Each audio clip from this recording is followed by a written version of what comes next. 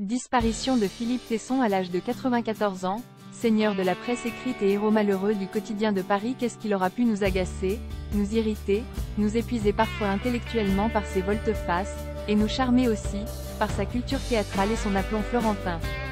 Philippe Tesson pouvait parler de tout et de rien, d'une pièce vue la veille, d'une réforme législative indispensable, d'un remaniement imminent, d'un livre dévoré dans la nuit ou d'une combinationnée comme la Ve République en a le secret. Total respect. Ce virtuose de la prose était fait de paradoxes. À la fois usant, abusant même, de sa liberté de parole, et homme de réseau. Anard de droite au cœur du pouvoir économique, et libéral pur sucre au milieu des poètes. Grande gueule médiatique aussi secret qu'un moine trappiste, et ami des écrivains fascinés par l'art dramatique. Une vie entièrement dédiée à l'écrit et à l'écho des mots, à la titraille et à la chronique souveraine, ça se respecte, ça se commémore. Certains dimanches pourtant, à l'heure de vérité, nous le trouvâmes successivement anticommuniste primaire, européiste convaincu, capitaliste en herbe.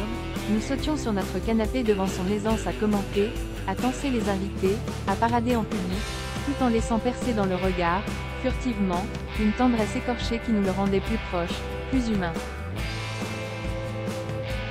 Quelque chose de flamboyant et de malhabile dans l'expression, la marque, peut-être, des grands condottières des salles de rédaction à la crinière blanche et au débit chantant.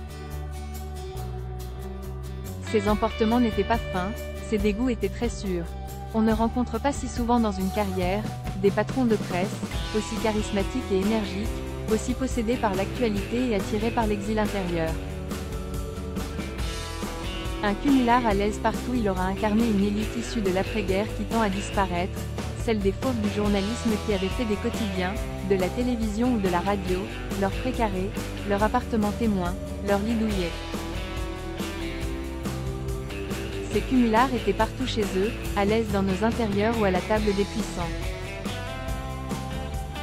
Nous ne connaîtrons bientôt plus cette race de seigneurs qui créaient des journaux, papier, comme on escalade le K2, avec gourmandise et innocence, dans l'angoisse des bilans comptables et la joie gamine de réunir dans un même lieu, des opinions divergentes, qui aimaient le combat des idées et l'odeur des rotatives, le bordel ambiant et les joutes oratoires, qui éditorialisaient notre quotidien, se trompant souvent avec une classe folle. La presse d'opinion lui doit beaucoup. Tesson était animé par la fougue de l'amoureux éperdu et se cachait derrière un tempérament princier qui nous intimidait. Il en imposait, son nom valait sauf-conduit. Il n'était pas un gestionnaire, plutôt un activateur de débat. L'épisode du « Quotidien de Paris », lancé en 1974, fut remarquable à plus d'un titre.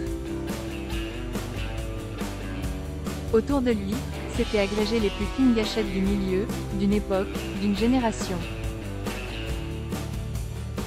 Tous mes confrères, et surtout les plus blasés d'entre eux par une profession mal payée et encore plus mal considérée, ne peuvent rester insensibles à l'aventure d'un nouveau quotidien ou d'un magazine. C'est l'essence de notre métier, le miracle d'une naissance. L'accouchement, chaque matin, dans les kiosques, de quelques pages imprimées est une merveille qui m'émeut encore. Et, quand vous tenez entre vos mains ce premier numéro qui a demandé tant d'efforts techniques et littéraires, vous êtes un homme enfin heureux. Avec Tesson, le journalisme avait une gueule de cinéma, il rendait à ce métier son lustre aristocratique. Il fut, à l'origine, de nombreuses vocations. Car, ce n'est pas l'information bête et méchante qui nous guide, la soif de vérité et toute cette catéchèse idiote, c'est le plaisir de peaufiner un papier, de le polir, d'en faire un objet rond, symphonique à l'oreille et parfaitement équilibré. Tesson nous poussait vers cette excellence-là et n'érigeait pas l'objectivité, l'arme des faibles d'esprit, comme un totem. La presse d'opinion lui doit beaucoup. À mes débuts, au milieu des années 1990, nous avions deux modèles d'expression écrits, le « nouveau journalisme » à l'américaine de Guy Tallez qui ne se sépare toujours pas de son fedora à plus de 80 ans, qui conspuait l'utilisation du magnétophone dans les interviews, le considérant comme un tout l'amour et dont les portraits reportages de Sinatra, de Joe DiMaggio ou Peter O'Toole nous apprenaient à mieux écrire et, chez nous, à Paris, les billets de Philippe Tesson, qui, en 2 ou 3 feuillets fouettait l'actualité et notre sang. À lire aussi. Du même auteur abonné Jean-Marie Le Pen. Le Rassemblement national a perdu son caractère radical au moment précis où l'opinion était prête à l'accepter.